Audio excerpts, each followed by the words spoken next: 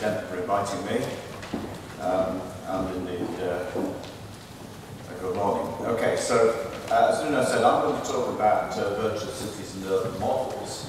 To some extent, what we're talking about in this meeting is new digital technologies, and these are represented in many ways. We can actually think of cities becoming digital in some sense, but when we actually simulate them or make forecasts, then clearly we're talking about models. So the idea of juxtaposing or contrasting virtual cities with urban models is an important dimension that's emerged really over the last 20 or 30 years.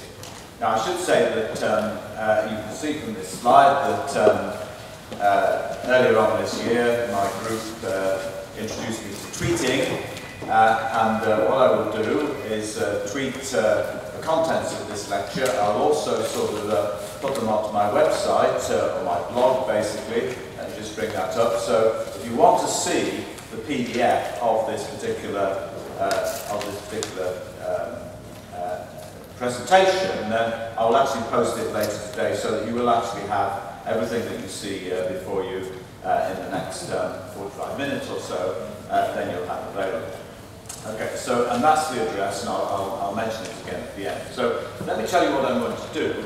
I'm really going to begin with some general points about the geospatial context and the virtual context. The geospatial context really means the fact that we are concerned with thinking about systems digitally in terms of digital technologies, which are essentially geographical or spatial in that sense. But the other feature is that they're virtual in the sense that the way we communicate our ideas about the geospatial context is through various kinds of digital media.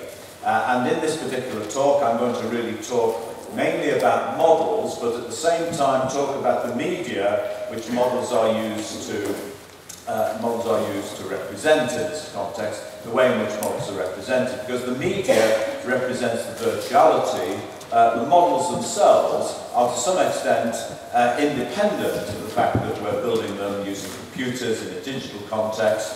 And as you'll see, as I begin to talk about the third point here, types of models, then clearly the idea of the model, the idea of the abstraction, is something that came